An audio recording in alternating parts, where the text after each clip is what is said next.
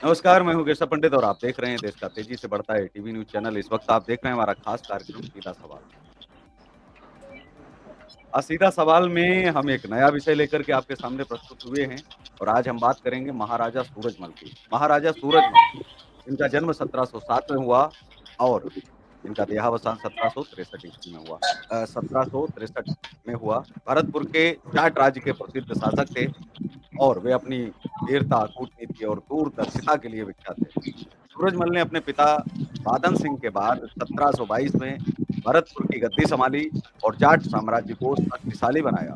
उन्होंने मुगलों, मराठों और अन्य शक्तियों के साथ कूटनीतिक संबंध भी बनाए। 1761 की पानीपत की तीसरी लड़ाई में उनकी मध्यस्थता विफल रही, पर उनकी सेना ने महत्वपूर्ण भूमिका निभाई। सूरजमल ने कुम्हेर, डीग और भरतपुर के किलों को मजबूत किया। 1763 में मुगल सेनापति नजीब-उद-दौला के साथ युद्ध में उनकी मृत्यु हुई और उनकी विरासत आज भी प्रेरणादायक है। उसी विरासत को राजस्थान के एक सपूत हमारे साथ जेएस चौधरी साहब हैं, जो लगातार बढ़ा रहे हैं महाराजा सूरजमल जी की विरासत। जेएस चौधरी साहब, आपका बहुत-बहुत स्वागत है टीवी न्यूज़ चैनल पर। हमारे साथ में हमारे संवाददाता बलदेव चौधरी जी हैं, डॉक्टर पवन बालोटिया जी हैं, राष्ट्रीय सचिव हैं और धर्मवीर बेनीवाल जी हैं, जो राष्ट्रीय प्रवक्ता हैं महाराजा सूरजमल संगठन के। आप सभी का बहुत-बहुत स्वागत है। महाराजा सूरजमल संगठन की तरफ से जो जाट कैंपस को लेकर के माँग उठाई जा रही है, उसके बारे में हम आज बातचीत करेंगे। क्या है जाट कैंपस? इससे क्या फ़ायदा है और किन लोगों को फ़ायदा है? क्यों इसकी माँग जो है तेज़ हो रही है? महाराजा सूरजमल संगठन जो है, वो लगातार ये आवाज़ जो है उठा रहा है और इसे कैसे जो है जानेंगे भी, इसे केंद्र के सामने माँग रखी जा रही है या राज्य के सामने माँग रखी जा रही है। शेष चौधरी साहब, सीधा सवाल आपसे ही है। जाट कैंपस के हाँ जी। बारे में आप हमारे दर्शकों को थोड़ा-सा विस्तार से आप बताएँ, कि क्या है? क्यों संगठन जो है इसकी माँग उठा रहा है? क्या इसके फ़ायदे जो है मिलेंगे लोगों को? जी। नहीं, इससे फायदे तो मैं अभी बता देता हूँ सारे। इसमें क्या शिक्षा को भी ले, इसमें अपने शुद्ध खान पान के ऊपर भी है, नशा मुक्ति अभियान भी है, इसमें सामाजिक संस्कार भी है। तो इन मुद्दों को लेके हमने एक जाट कैंपस तैयार कर रहे हैं, एक बिल्डिंग के एक ही बिल्डिंग में सारी सुविधाएं उपलब्ध कराने के लिए। जिस तरीके से हम बोलते हैं एक मंच पर सारी सुविधाएं हो जाएं, जिसमें अपने शिक्षा पे हम चर्चा करते हैं, तो शिक्षा हॉस्पिटल भी उसमें शिक्षा है। जैसे शिक्षा के लिए स्कूल होगा, स्कूल के साथ ही अपना एक एजुकेशन हब होगा, जो कोचिंग सेंटर वगैरह चलाते हैं।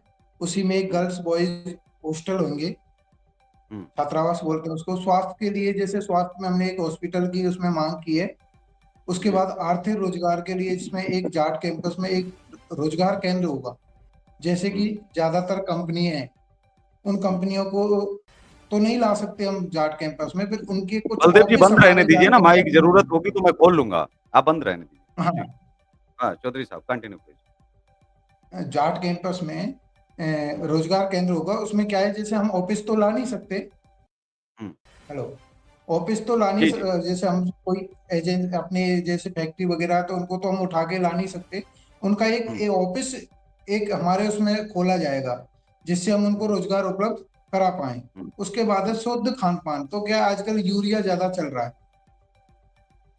सबसे ज्यादा जी। यूरिया चल रहा है। तो हम इससे कहते हैं किसानों के कि हमारे पास काफी जमीनें पड़ी हुई हैं, तो हम ये हुँ, चाहते हैं कि हमारी जमीनों में से 1 या 2 बीघा तो कम से कम इतना शुद्ध खान पान करें अपने लिए। तो कम से कम खुद शुद्ध गेहूं पैदा करें, जिससे शुद्ध तो हो। यूरिया की क्यों, जैसे अपने जैविक खेती करें या कोई भी ऐसे। उसके अलावा है जल संरक्षण, क्योंकि हमारे यहाँ क्या है, देश में ज्यादातर जल की कमी पाई जा रही है। तो हम ये चाहते जी, हैं कि हर एक घर में एक संरक्षक का हो। जैसे एक कूप बना लिया और उसको पूरे बरसात के उसको उसमें इकट्ठा करें। उसके बाद है नशा मुक्ति अभियान।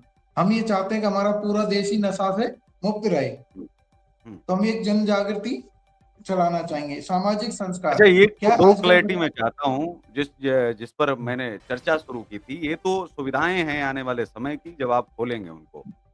हाँ मेरा हाँ। सवाल ये था कि जाट कैंपस की जो शुरुआत है, वो डिमांड है आपकी सरकारों से अथवा ये हाँ संगठन हाँ। तैयार कर रहा है, संगठन बना रहा है, इसके लिए क्या क्राउड फंडिंग के ज़रिए आप बना रहे हैं? पहला सवाल। और नहीं, दूसरा अपनी जमीन जी, जमीन की डिमांड सरकार से है, और जो हुँ, भी फंडिंग होगी वो संगठन की तरफ से होगी। हुँ, मेरी जी। आवाज आ रही है लेकिन क्या? आपको लगता है कि ये इस प्रोजेक्ट के लिए सरकार किस सरकार से है? राज्य सरकार से है, केंद्र से है, किससे है? नहीं, हर स्टेट में अलग अलग राज्य सरकार से होगी डिमांड अपनी। अच्छा, हाँ। तो ये एक अलग केवल समाज विशेष के लिए होगी या सभी वर्गों के लिए होगी? इसमें भी थोड़ी-सी आप क्लैरिटी लाएँ दोनों चीज़। इसमें मैं आपको बताना चाहूंगा कि हम जो फंड इकट्ठा करते हैं वो समाज विशेष से करेंगे, और हुँ, सुविधाएं जो देंगे वो पर्टिकुलर सभी समाज को देंगे। हुँ। जी, ठीक है। अब आप बताएँ जाट कैंपस का कितना एरिया रहेगा और क्या रहेगा? पूरा जो है आप विस्तार से क्योंकि थोड़ा-सा क्लैरिटी आप शायद ला नहीं पा रहे हैं या फिर हमारे दर्शकों को भी समझने में थोड़ी-सी ये परेशानी होगी। जी, इसमें क्या है, लगभग 5 बीघे की जगह होगी, उसमें अलग अलग कैंपस बनेंगे। ओके। हाँ। तो हमें एक पहला जो कैंपस स्थापित कर रहे हैं वो जयपुर में कर रहे हैं। उसके बाद हम हुँ, 7 कैंपस और स्थापित करेंगे। जो सबसे बड़ा जो कैंपस होगा वो जयपुर में होगा।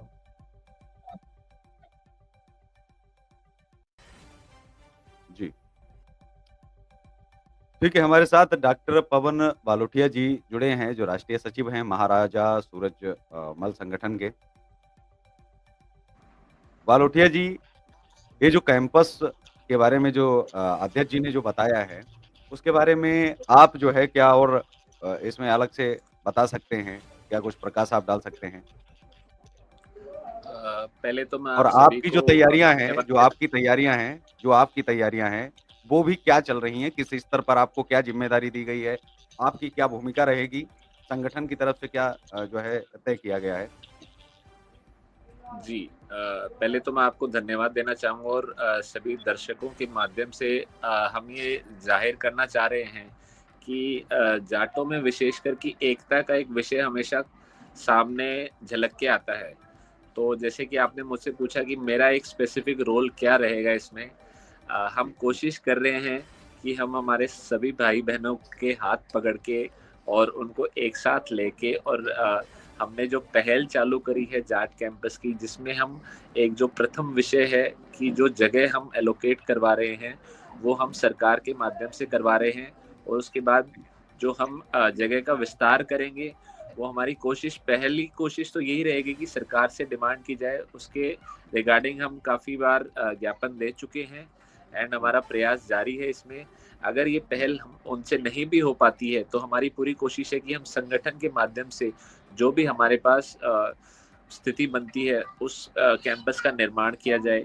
उस कैंपस में प्रथम जो चीज़ है वो शिक्षा का विषय है, कि जितने भी जो हमारे नीचे वर्ग के लोग हैं, जो हमारी अ, आप ये मान के जाट कम्युनिटी में जो अफोर्ड नहीं कर पा रहे हैं एजुकेशन, जो शिक्षित होना चाह रहे हैं लेकिन उनके पास उत्पादन नहीं है, तो हम उनका विशेष ध्यान रख के और उनको फ्री एजुकेशन का एक अ, पहल करेंगे, ताकि जयपुर जनरली एक हब बना हुआ है एजुकेशन के लिए। आसपास के सभी लोग हायर डिग्रीज के लिए एंड आगे की पढ़ाई के लिए जनरली जयपुर प्रेफर करते हैं। तो इसलिए हमारी ये पहल जो है शुरुआत में जयपुर से स्टार्ट हो रही है। उसके बाद धीरे धीरे हम कोशिश कर रहे हैं कि हर जिले में एक छोटा कैंपस का निर्माण किया जाए, और हमारे जाट भाई बहनों के लिए ज़्यादा से ज़्यादा उसमें हम उनकी सपोर्ट कर सकें, उनकी हेल्प कर सकें। और जी, किसी प्रकार की भी हेल्प हो सकती है, वो ज़रूरी नहीं है शिक्षा की भी हो। उनको मान लो अगर जाट कैंपस में हमने जगह बनाई, वहाँ पे हम स्वास्थ्य का भी पूरा ध्यान रखेंगे, उनके अच्छे खान-पान का ध्यान रखा जाएगा। जी, उनको अच्छा राशन पानी का ध्यान रखा जाएगा, सारी चीज़ों का ध्यान रखा जाएगा। तो ये हमारा मेन उद्देश्य है। जो हमने पहल जो करी है वो राजस्थान जयपुर से करी है, एंड हाल-फिलहाल में हम अ, अभी प्रेज़ेंट में 8 स्टेट्स में रन कर रहे हैं, जिसमें गुजरात, महाराष्ट्र, राजस्थान, दिल्ली, यूपी, हुँ, हरियाणा, तेलंगाना और तमिलनाडु आ रहा है। हुँ। तो हर एक स्तर पे हम लोगों से बातचीत कर रहे हैं, उनका साथ माँग रहे हैं, और उस साथ के साथ हम कोशिश कर रहे हैं कि जो हमारी जाट कैंपस की पहल है वो जयपुर से शुरुआत हो, और वो धीरे-धीरे हर राज्य में बढ़ती जाए। धन्यवाद। हुँ। धर्मवीर बेनीवाल जी, आप अपना माइक जो है ऑन कर लीजिए।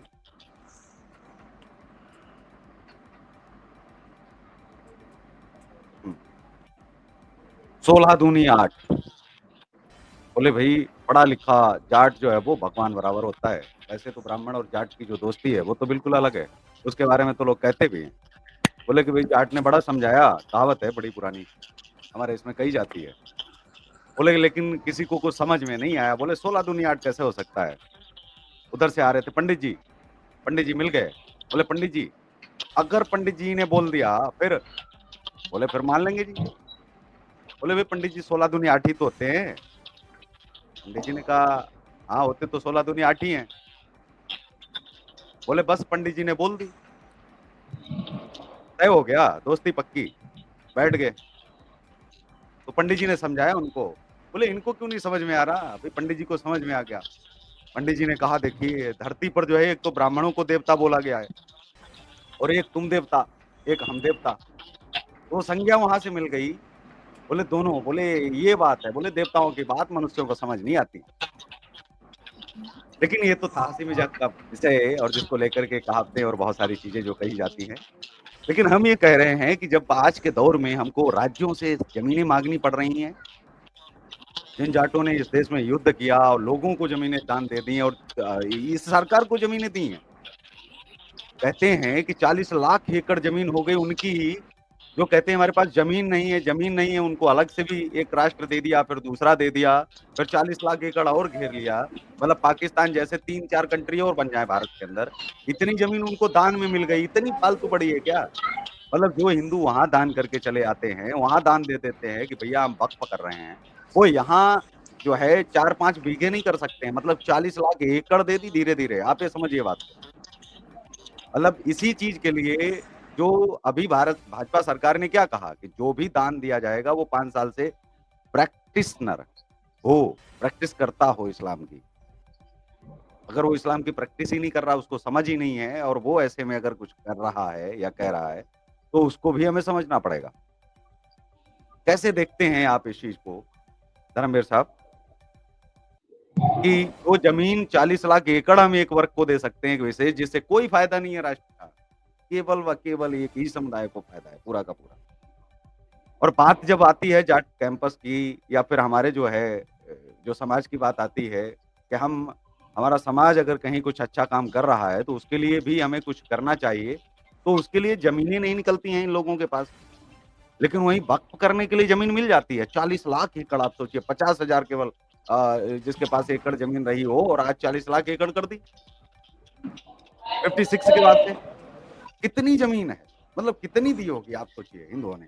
लेकिन आज जब जरूरत हमारे समाज को पड़ती है तो वो राज्य सरकारों के पास में हाथ फैलाने पड़ते हैं। क्या आपको लगता है नहीं कुछ ज्यादा ही भाईचारा, कुछ ज्यादा चीजें हैं? ठीक है भाईचारा अपनी जगह पर है, लेकिन कुछ तो समाज के लिए कम से कम करना चाहिए। जिन राजाओं ने किया पूरे समाज के लिए, 36 बिरादरियों के लिए बात की जाती है, पूरे हिंदू समाज के लिए, तो हिंदू समाज की भी तो जिम्मेदारियां बनती हैं कि अपनी जमीनें उठा के कहीं किसी के नाम कर आते हैं।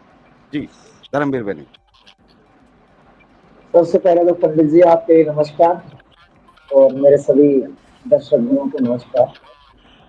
देखिए जो कहावत आपने बोली है, जिस चीज के बारे में आप पूछना चाह रहे हैं, तो मैं आपको थोड़ा सा एक शॉर्ट में ही आपको बताना चाहूंगा। तो आपने एक छोटी क्लास में जब मैं पढ़ता था अप्रोक्सीमेट 5th या 6th के अंदर, तो हिंदी जो बुक है उसके अंदर मैंने पढ़ा था, मुझे फ्रेंडली कुछ लाइनें मिस हो गई हैं। एक्चुअली उसमें था कि कोयल सादे मौन और अब्दादुल बक्ता भरे हमको पूछत कौन। तो पंडित जी आप मेरा इशारा समझ चुके होंगे। वो बिल्कुल प्राचीन काल था जिसमें जाट एक ऐसी कम्युनिटी थी, और जैसा कि आपने बताया कि पंडितों का और जाटों का बहुत अच्छा कॉम्बिनेशन पहले से ही बहुत अच्छा चलता आ रहा भाईचारा, और आज भी है। हम देख सकते हैं कि जाट जो है वो एक ऐसी कम्युनिटी है जिसके पास सबसे ज्यादा जमीन हुआ करती थी। बेसिकली जो जाट जाति है वो खेती पर ही और किसानी पर डिपेंड होती थी, और आज भी काफी जमीन जो है वो जाटों के पास है। हमारे जो पूर्वज थे उस जमाने के अंदर इतने दानी लोग थे जिन्होंने, तो ब्राह्मणों को भी काफी जमीन है जो है दान में दिया करते थे। और जब बिल्कुल ये सरकारें जो संगठित हुआ राजस्थान, तो उस समय क्या है, काफी जो ऐसे लोग थे लैंड लॉर्ड थे जिनके पास बहुत सारी जमीन थी हमारे पूर्वजों के पास। तो उन्होंने उस जमीन को बिना किसी हिचक के, बिना किसी झिझक के और यूं ही दान में दे दिया। आप जो कह रहे हैं ना कि भैया आज की जो सरकार है, जो राजस्थान सरकार है या फिर और किसी भी स्टेट की सरकार है या सेंट्रल गवर्नमेंट है, तो आज हमें उस जमीन को, हमारी ही जमीन, मैं हमारी इसलिए कह रहा हूँ क्योंकि वही जमीन जो है वो अप्रोक्सीमेटली जाट कम्युनिटी जो है या जो किसान वर्ग है, उन्होंने ही उसे दान में दिया है। हमारी जमीन जब है उसको भी हमें मांगने के लिए, हमें उसे लेने के लिए वो सरकार के सामने गिड़गिड़ाना पड़ रहा है। इससे और ज्यादा इतना विडंबना का विषय और क्या हो क्या सकता है, हो सर आप बताइए। जब बात आती है जाट कैंपस की, तो देखिए उसमें ऐसा है कि हमारा उसमें जो फंडिंग होगा वो तो मोस्टली जाट कम्युनिटी से होगा, क्योंकि जाट कम्युनिटी आज भी बहुत सारे भामाशाह हमारी कम्युनिटी के अंदर है और समाज के लिए कुछ कर गुजरने का उनके अंदर जज्बा है, जैसा कि प्राचीन काल से अपन देखते चले आ रहे हैं। तो अभी उसका जो मेन मोटो है ना, वो तो हमारा देखिए ये है कि जो एजुकेशन है, ये आप लोग सभी जानते हैं, सभी विद्वान लोग हैं, और आज का जो ट्रेंडिंग है उसमें सारे लोग जो दर्शक हैं वो भी बड़े भारी जानते हैं कि एजुकेशन जो होता है पंडित जी, वही एकमात्र ऐसा हथियार है जिसके माध्यम से आप ऑल ओवर वर्ल्ड पर शासन कर सकते हो। बिल्कुल। तो हमारा मेन जो ध्येय होगा वो हमारी कम्युनिटी के एरिया पे उसके साथ साथ 36 कौम को लेकर के हमें चलना है। 36 कौम के जो युवा हैं, जो हमारी आने वाली जनरेशन है, उसको हम अच्छी से अच्छी एजुकेशन मुहैया करा सकें।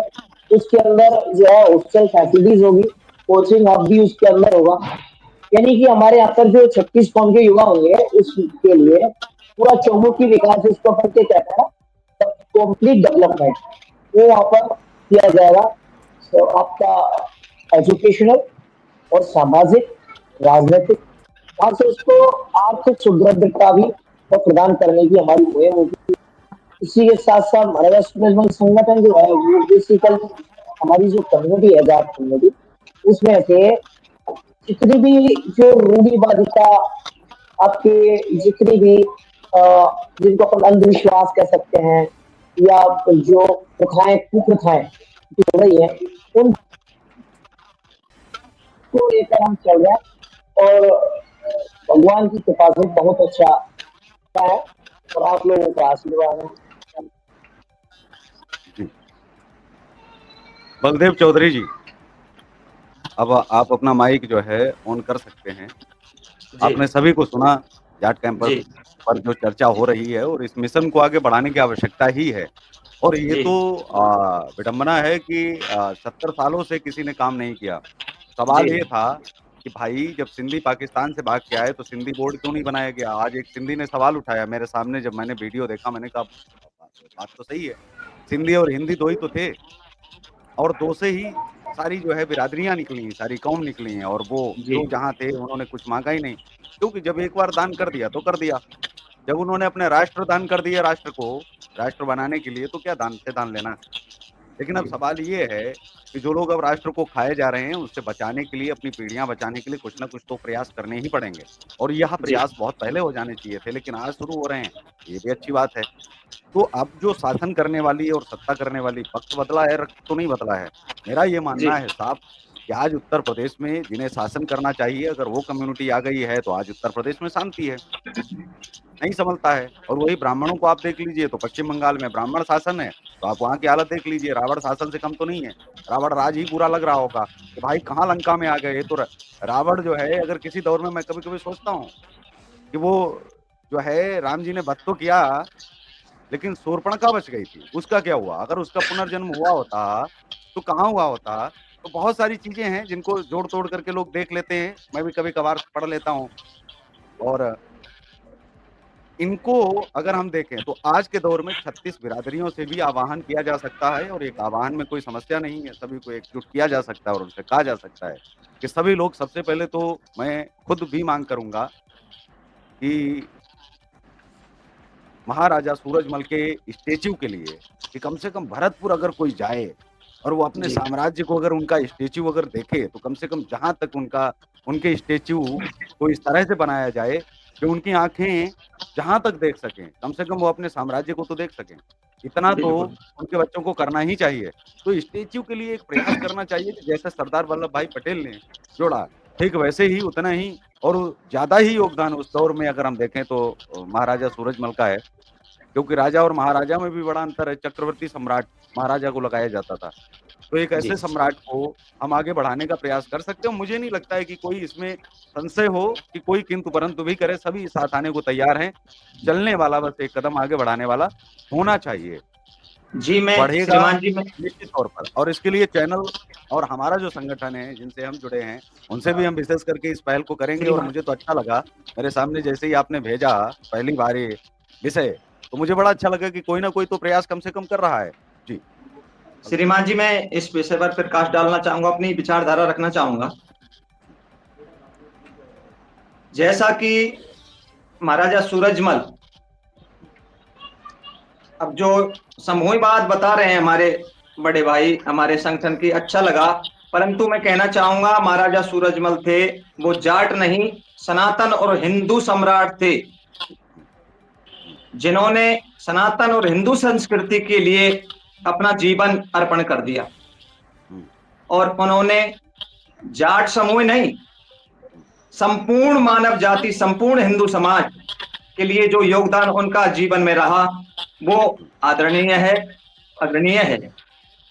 इसलिए मैं सर्वप्रथम ये चाहूंगा, जो भाई साहब ने जाट समाज, जाट कैंपस की जो बात अभी चल रही थी, इसमें मेरा विचारधारा यह है कि सर्वप्रथम हम जाट ही नहीं, सर्व समाज की कुरीतियों को इस मुद्दे में जोड़ें, जैसे कि दहेज प्रथा, मृत्यु भोज। दहेज प्रथा में हमारी बहन बेटियां आए दिन जल रही हैं, शोषण का शिकार हो रही हैं। तो मेरा मानना है कि जिस प्रकार से महाराजा सूरजमल ने एक ब्राह्मण बेटी के लिए और मुगलों से युद्ध लड़ा, उसी प्रकार से हम इस समूह के माध्यम से हमारी समाज ही नहीं, सर्व समाज यानी कि सर्व हिंदू परिसर, सर्व मानवता की बहन बेटियों की रक्षा का बीड़ा चबाएं, मिसाल कायम करें। उसके अलावा समाज में अनेक कुरीति हैं, जैसे मृत्यु भोज के नाम पर गरीबों का जो समाज है, जैसे जाट समाज की बात करूं तो मृत्यु भोज के नाम पर जाट समाज में भी काफी कुरीतियां फैली हुई हैं, और शिक्षा के दौर में भी। इसके अलावा जो मेन मुद्दा है, मुख्य मुद्दा है, वो मुझे लगता है दहेज प्रथा। जी जी जी जी जी जी, मैं आपसे कुछ चीजों पर तो सहमत हो सकता हूँ। जैसे मृत्यु भोज एक अलग चीज है कि जिनको करना है वो करें, लोगों के ऊपर छोड़ देना चाहिए। दूसरा, ये एक धार्मिक विषय है, इसमें धर्म गुरु इसको ज्यादा सजेस्ट कर सकते हैं मुझे लगता है, क्योंकि जैसे अन्य लोग अपने धर्म का पालन करते हैं। दहेज प्रथा में बिल्कुल साथ हूँ, क्योंकि दहेज प्रथा समाप्त करना चाहिए। और इसके लिए मैं ये भी कहता हूँ, मैं हमेशा एक जो लव मैरिज चलती है, मैं उसके सपोर्ट में क्यों आ जाता हूँ। मैं हमेशा कहता हूँ कि ये एक उसका उदाहरण है जीता जागता, कि इससे आप समाप्त कर सकते हो। मृत्यु भोज जो है वो एक अलग विषय है, एक अलग है, उसको प्रेशर या दबाव नहीं किया जाए।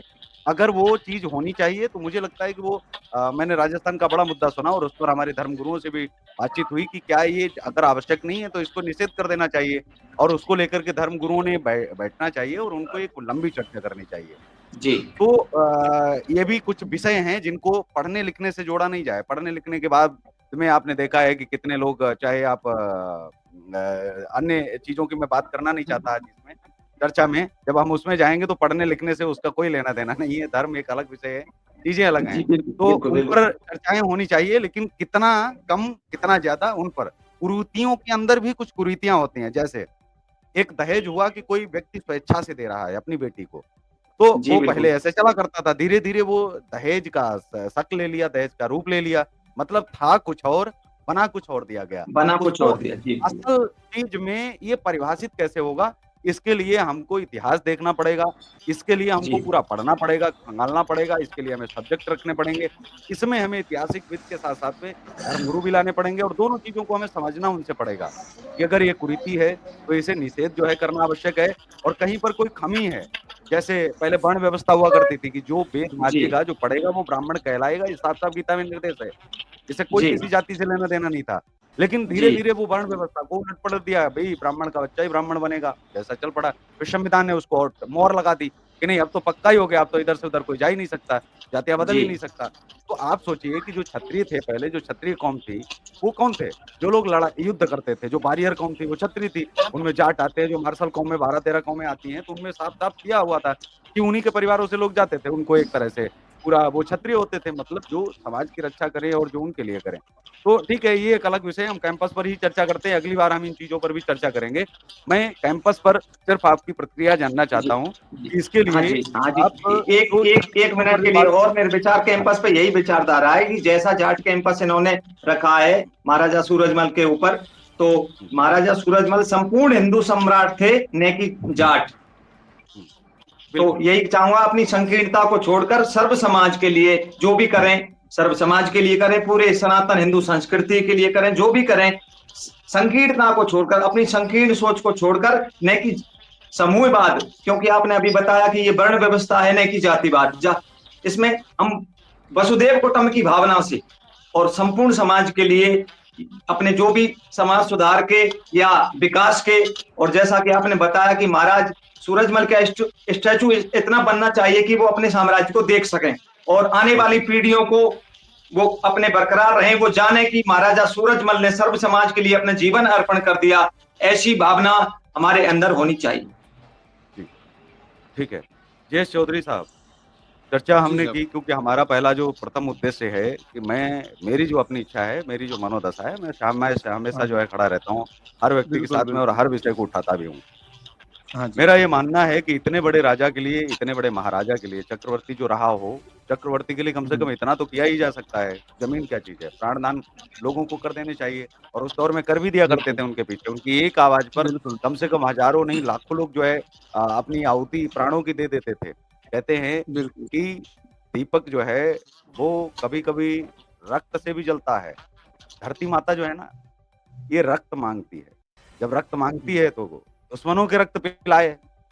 और जब तब भी प्यास नहीं जब बुझी तो फिर अपने बेटों के शीश कुर्बान कर दिए, खुद कुर्बान हो गए। तो ऐसे राजाओं का इतिहास नहीं होता। जी, ये तो इसे क्या जो है कह सकते हैं, शब्दों से तो बयाँ किया ही नहीं जा सकता है। आज के कुछ लोग चले आते हैं और वो उन पर छोटी-सी बिल्कुल। मूवी बना लेते हैं, चीज़ें कर लेते हैं, उनमें थोड़ा-सा करुण भाव और चीज़ें दिखा लेते हैं। लेकिन ये बड़ा दुर्भाग्य है कि जिन राजाओं पर बननी चाहिए थी, जैसे मैंने पहला नाम लिया, जिन्होंने पहली सरकार बनाई मुख्तार-ए-हिंद सरकार, जाट राजा महेंद्र महेंद्र प्रताप। महेंद्र प्रताप जी। भारत रत्न मिलना चाहिए था। एकमात्र व्यक्ति जो देश की पहली सरकार, राष्ट्र की पहली सरकार के प्रथम राष्ट्रपति और वो स्वतंत्रता के बाद में भारत सरकार में भी सांसद रहे। कमाल की बात बताऊँ जो प्रेम बिल्कुल। मंदिर मथुरा में बना है ना, प्रेम हाँ मंदिर जी। आपसे तो बहुत बड़ा नज़दीक है। वो प्रेम मंदिर उन्होंने हुँ, ही बनवाया था। जो देश में पहले आईटीआई कॉलेज खुला वो भी महेंद्र प्रताप जी ने ही खोला था। राजा महेंद्र हुँ, प्रताप ने बहुत सारा काम किया इस देश के लिए। और आर्यन पेशवा एक फ़ौज उन्होंने बनाई, नोबेल पुरस्कार 1932 उनको मिला और उनको इस देश में लगभग शायद 40 या 45 साल के लिए निकासा भी उनको दिया गया था, जो वो चले गए थे। लेकिन आज महेंद्र प्रताप जी का कौन जीवन परिचय जानता है? कितने लोग हैं जो जानते हैं? कितने लोग जानते हैं कि नेताजी सुभाष चंद्र बोस की सेना में उनका कितना बड़ा योगदान था? बहुत बड़ा योगदान था। अटल बिहारी वाजपेयी जी की ज़मानत जब्त हो गई थी जब उनके सामने खड़े हुए थे वाजपेयी जी। पहली बार मथुरा से चुनाव लड़ा था उन्होंने। तो बिल्कुल। इतिहास को एक पढ़ाना पड़ता है, लड़ना पड़ता है और मैं हमेशा हर वर्ग की लड़ाई पूरे इतिहास को लेकर के चल रहा हूँ, लेकिन अच्छा लगता है जब आप सभी लोग जो है ये काम करते हो। मेरी तो जो है प्रार्थना सभी समाजों से यही रहेगी, जितनी भी सभाएँ हैं, महासभाएँ हैं, नाम उन्होंने घोषित कर रखे हैं। घोषित करने के साथ-साथ में अगर वहाँ एक हाथ बढ़ाएँ और साथ निभाएँ, ये बहुत ज़रूरत है। क्योंकि आज के दौर में जाट भाई कभी पीछे हटे ही नहीं। जाटों ने सीधा-सा कहा है कि भई हमें जब आप याद करोगे, सामने मृत्यु भी खड़ी होगी, उनसे भी 2-2 हाथ कर लेंगे। ये तब भी और ये आज भी। और दिल्ली में भी लोगों ने देख लिया। जिस सेना को हटाने के लिए पूरी दिल्ली की पुलिस कम पड़ गई थी। उस समय एक आता है छोरा और बस पूरा का पूरा जो है मैदान साफ कर देता है। तो उनकी मूर्ति के लिए, उनके स्टैच्यू के लिए भी आप जो है पहल करें और बिल्कुल साहब। आप जो है अंतिम क्लोजिंग कमेंट आप तीनों लोगों से मैं चाहूँगा कि आप हाँ 30-30 जी। सेकंड में आप पूरी करें कि अंतिम अपील हो सर्व समाज से और पूरे सर्व समाज के लिए अगर उनको जो है उन्होंने बलिदान दिया है, उन्होंने काम किया है, तो अब पूरे समाज को मिलकर के काम करना चाहिए, ये हर बेटे की ज़िम्मेदारी है। एक राजा एक पिता के समान होता है और पिता को जो है जातियों में देखा ही नहीं जाना चाहिए, मेरा मानना है। उसको पिता के तौर पर ही याद रखना चाहिए, क्योंकि राजा पिता के समान होता है। तो उसको ठीक हर बच्चे ने काम करना चाहिए, केवल उसी की जाति के लोग काम करेंगे, फिर तो राजा एक जाति का हो गया। राजा के लिए तो सभी सर्व समाज के लोग आगे आएँ और अपनी जो ज़िम्मेदारी है, वो जो है पूरी करें। जी, जी, बिल्कुल। चौधरी साहब। हाँ जी। जी, कोई अपील, कोई मैसेज, कोई संदेश आप देना चाहें? मैं तो सभी जो भी अपने भाई हैं, जाट समाज के हो या अदर समाज के हो, मैं तो यही चाहता हूँ कि इस जाट कैंपस में ज़्यादा से ज़्यादा लोग सहयोग करें और हमारा साथ दें और इस पहल को जितना पूरे ऑल इंडिया में चलाएं और हर जगह जाट कैंपस की जगह ये कोई नाम नहीं है कि हमारा ये जाट कैंपस एक जयपुर वाले का नाम ही जाट कैंपस हो। हर जगह अलग-अलग राजाओं के नाम पे भी हम जाट कैंपस बना सकते हैं। जी। तो हम तो यही चाहते हैं सारे समाज या सारे जो भी भाई हैं अपने साथ आएँ और ठीक है, 5 मिनट और आगे बढ़ें। मैं समय इसलिए देता हूँ ताकि लोग जब वीडियो देखेंगे तो पूरा और समझ पाएँगे। ज़मीन अगर कोई दान देता है आपके हाँ संगठन जी। को, तो उसके लिए हाँ जी। क्या प्रक्रिया का पालन करना पड़ता है और क्या ज़मीन आपका ट्रस्ट जो है वो दान में ले सकता है? इसके लिए है पहले से पंजीकृत और उसमें जो आपकी क्लॉज़ हैं उनमें ये सब दिया है बिल्कुल, वो संविधान तो में आपके? हाँ, बिल्कुल, ये है कि जो भी अपना दान देना चाहता है, कोई भी व्यक्ति ज़मीन को दान देता है, तो जैसे एज़ ए रजिस्ट्री होती है, ऐसे ही ट्रस्ट के नाम से रजिस्ट्री होगी और वो समिति के सुपुर्द हो जाती है। जी। ठीक है, तो अब मैं ये भी साथ में चाहूँगा और धर्मवीर बेनीवाल जी का भी इस पर कमेंट लेना चाहूँगा कि जो है प्रोजेक्ट महाराजा सूरजमल जी के लिए तैयार करिए और मुझे लगता है कि अगर उनके लिए पत्थर का एक-एक टुकड़ा भी लोगों के हिस्से में आया, तो लोग लगाने को तैयार हो जाएँगे। केवल एक जो है पत्थर नाम करना है और वो राजस्थान जहाँ से दुनिया भर को मूर्तियाँ जाती हैं, दुनिया भर के महापुरुषों की मूर्तियाँ बनती हैं और उसी राजस्थान के अंदर महाराजा सूरजमल की कम से कम विशालकाय प्रतिमा होनी ही चाहिए। जी, और नहीं तो कब? धर्मवीर साहब। ऑडियो आपका बंद है, ऑडियो आप उधर से अपना ऑन करें। जी, जी, जी पंडित जी, जी, आप जो बता रहे हैं महाराजा सूरजमल का स्टैचू, तो उस परिप्रेक्ष्य में मैं बताना चाहूंगा कि महाराजा सूरजमल के स्टैचू के लिए हम जल्दी मुहिम जो चला रहे हैं, वो सबसे बड़ा स्टैचू बनेगा, वो प्रॉपरली भरतपुर के अंदर बनेगा। दूसरा जो हम चाहते हैं कि हमने पहले भी मांग की थी सरकार से, लेकिन हमारी मांगे अभी तक तो चल रहा है, उसमें केस अभी पेंडिंग पड़ा हुआ है। हमने उसमें मुहिम चलाई थी, हमने डिमांड की थी कि जो राजस्थान में चलने वाली जो एजुकेशन के अंदर जो सिलेबस है, सामाजिक विज्ञान जो पढ़ाया जाता है एसएसटी, उसके अंदर जो हिस्ट्री पढ़ाई जाती है, उसमें जो अकबर बाबर और इनको पढ़ाया जा रहा है, तो हमने ये मुहिम की थी कि हमारे जो राजस्थान के शूरवीर थे, जिनमें महाराजा सूरजमल जाट को थे, जो कि 36 कौम की बिरादरी को लेकर के चलने वाले राजा थे, उनके बारे में जो उनका इतिहास है, उनके जो वीरता है, शौर्य है, उनके द्वारा ठीक जो है, अब एक सवाल प्रेरणा आपसे मैं कर लेकर रहा के हूँ गए थे। एक सवाल आपसे कर रहा जी हूँ, एक सवाल बहुत ज़रूरी है, ये बहुत ज़रूरी है, जब लोग सवाल करते हैं अच्छा लगता है मुझे, उन्हें बताते हुए भी। जी बोलिए। इस देश में जो पढ़ने वाले बच्चे हैं, वो प्राइवेट में भेजे जाते हैं। प्राइवेट जी जी विद्यालयों के हर साल पुस्तकें बदल जाती हैं, उनके अध्याय जी बदल जाते हैं, उनके चैप्टर बदल जाते हैं, उनकी जी चीज़ें बदल जाती हैं, उनके ऊपर तो सरकार का कोई ज़ोर दबाव नहीं है। क्या जी कभी जी किसी संगठन ने मैं जैसा अन्य संगठनों से सवाल करता हूँ, वैसा ही आपसे सवाल कर रहा हूँ, सीधा और तीखा जी वाला। करिए करिए। क्या बिल्कुल कभी बिल्कुल। किसी प्राइवेट संगठन ने प्राइवेट स्कूल के बाहर कभी कोई धरना दिया कि भाई इस बार जो किताबें मँगवाना उनमें महाराजा सूरजमल का अगर चैप्टर नहीं हुआ, तो आपके विद्यालयों के बहिष्कार होंगे। आप भाई इंग्लिश मीडियम से हो, आप कोई भी मीडियम हो, यहाँ सरकार नहीं आ रही आपको, लेकिन आप ये चैप्टर बढ़ा सकते हो, आप अपने प्रकाशनों को लिखिए इस बार की अगली बार हमें चाहिए ही चाहिए। अगर पुस्तकों में नहीं होगा, तो हम आपके विद्यालय चलने नहीं देंगे। आप इतनी फीस वसूलते हो और हमारे ही बच्चे पढ़ने आते हैं और हमें हमारा इतिहास जो है नहीं पढ़ाया जाता है। तो ये सवाल उनसे तो किया ही जा सकता है। जो सरकारी स्कूल हैं, उनके लिए ठीक है, वो एक लंबा विषय है। कम से कम जहाँ-जहाँ हम कर सकते हैं एक बड़ी संख्या में, वहाँ हम क्यों नहीं कर पा रहे हैं? वहाँ क्या हमें जानकारी नहीं है? जानकारी का अभाव है। हम इसे मानते हैं और जानकारी का जब अभाव ना रहे, अगर मिल भी जाए किसी के माध्यम से, तो प्रभाव वहाँ से शुरू हो जाना चाहिए। जो प्राइवेट निजी विद्यालय हैं वो बहुत ज़्यादा संख्या में हैं। इनके बाहर इनके जो संगठन एसोसिएशन बने हैं उनके साथ मीटिंग करो, उनको बताओ कि इस बार अगर नहीं आया तो आपके विद्यालयों पर ताला जड़वा दूँगा। इन संगठनों जी को जी करना ही पड़ेगा और ये प्रकाशनों को सीधा-सीधा भेजेंगे कि इस बार जो है हम पाठ्यक्रम में ला रहे हैं। ये आप देखना, एक ही बार, कोई आंदोलन नहीं, कुछ नहीं आपको करना पड़ेगा और सीधा-सीधा आप 70% जो एजुकेशन पर आप ये अपने संगठन के माध्यम से सही कर सकते हो, ठीक कर सकते हो इस जी बात को। मतलब 70% और 30% रहा सरकारी। उसमें मैं मानता हूँ कि धीरे-धीरे कमियाँ होंगी, जब 70% में जो चीज़ पढ़ाई जाएगी, वो 30% में भी आएगी।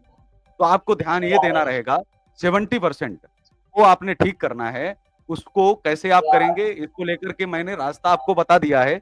ना आंदोलन करने की आवश्यकता है, ना किसी से पूछने की आवश्यकता है, लेकिन आप सीधे हल कर सकते हो। उनको एक चेतावनी के साथ में, एक एसोसिएशन का अध्यक्ष बिठाओ और उनके लोग बिठाओ और अपने एसोसिएशन के साथ में उनको सीधा-सा उनको बोलो कि ये चीज़ क्यों होनी चाहिए और ये चीज़ आपको करनी ही पड़ेगी। जब आप इस चीज़ के साथ में उनको समझाएँगे और अपने तेवर के साथ में, जैसे कहते हैं ना जाट वाले तेवर, वो एक बार होने ही चाहिए। अगर व्यक्ति को सही से, ठीक उँगली से अगर घी नहीं निकले, तो कहते हैं कि डिब्बा गरम कर देना चाहिए, उँगली टेढ़ी करने वाली योगी जी के उसमें नहीं आती है।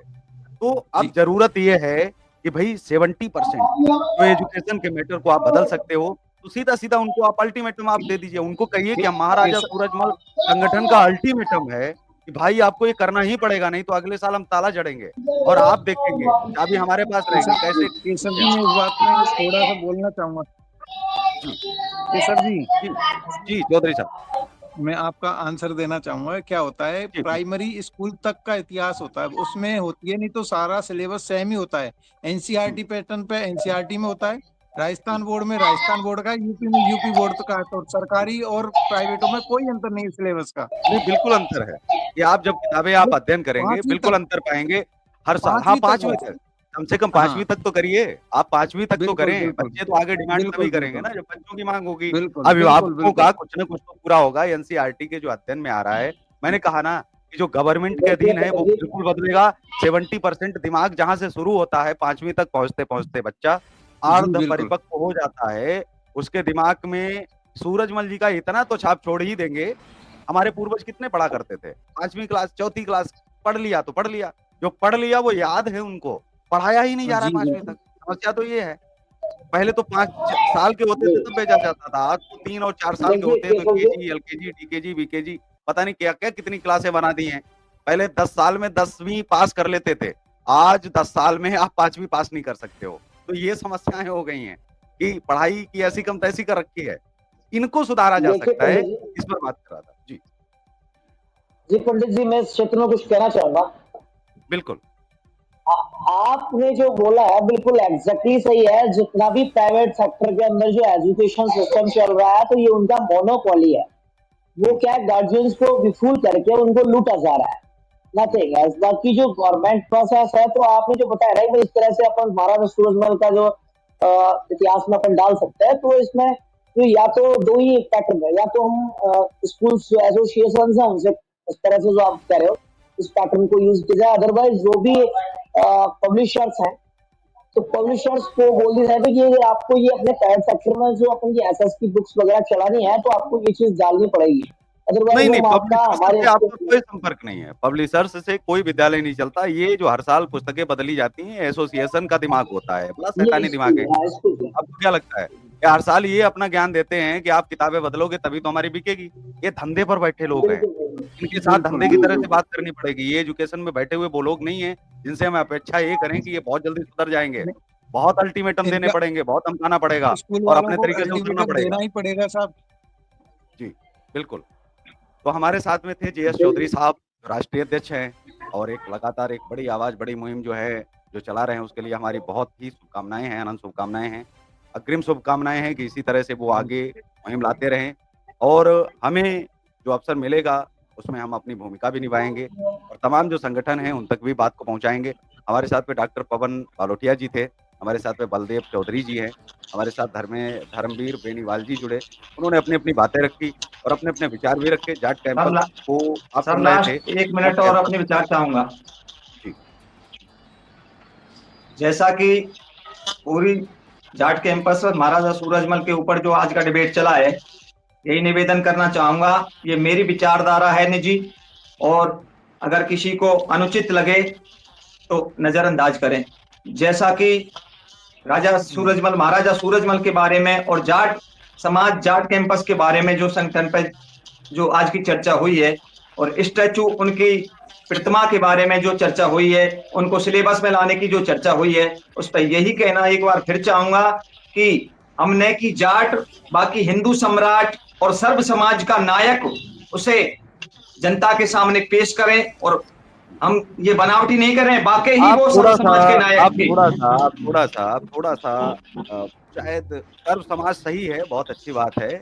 जाट रेजिमेंट के बारे में आप क्या कहेंगे? आप कहेंगे ये तो भाई, ये तो जाट रेजिमेंट रख ली, ये तो सेना का पूरा पूरा अपमान सा हो गया। मतलब आपको तो नहीं गर्व नहीं होना नहीं चाहिए। नहीं, मेरी मेरा आपसे बाप ये नहीं। नहीं, मैं बिल्कुल चौधरी साहब, जाट जाट है, आपकी रखें, डिबेट को आप लेकिन खराब ना समाज करें। के सामने। मेरा अनुरोध है आपसे, आप डिबेट को खराब ना करें। देखिए, जी ये जी बड़े गर्व की बात है, और बड़ी चीज़ों पर चर्चा हुई जिन पर कभी चर्चा होती नहीं है, और शायद जी बहुत सारे मसले हल होंगे आने वाले समय में। मुझे उम्मीद है कि एक कैंपस पर चर्चा करने वाले थे और हम सिलेबस तक पहुँच गए, हम चले गए एजुकेशन तक, हम चले गए उनके स्टैच्यू तक। तो मुझे लगता है जी कि जाट एक बड़ा वो चीज़ है, हर व्यक्ति को गर्व करना चाहिए, और मैं तो गर्व करता हूँ। गर्व से कहता जी। हूँ कि भई, जाट कहते हैं ना, देवता होते हैं, तो देवताओं के बारे में ऐसी बातें नहीं करते हैं। देवता देवता होते हैं, तो उनको मनुष्यों से नहीं, वो तो साधारण होते मनुष्यों से हैं, पूछने की भगवान ज़रूरत शंकर है। की जटा से पैदा है जाट, वो तो हाँ, होते, बिल्कुल इसी है। को आप समझिए, तो फिर आप तो गलत दिशा में जा रहे हैं। बहुत-बहुत आप नहीं सभी का धन्यवाद, बहुत-बहुत नहीं नहीं आभार नहीं आपका नहीं, कि मैं जिस गलत तरीके दिशा से में नहीं जा रहा, मैं भी जाट हूँ। ठीक है, तो आप सभी का बहुत-बहुत आभार, बहुत-बहुत धन्यवाद। हमारे साथ में बलदेव चौधरी जी भी बहुत अच्छे व्यक्ति हैं और हमेशा बहुत अच्छी बात जो है रखते हैं हर डिबेट में।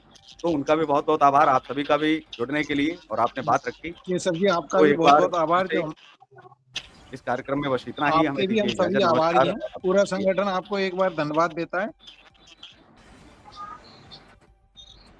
Thank you. बहुत बहुत धन्यवाद सर।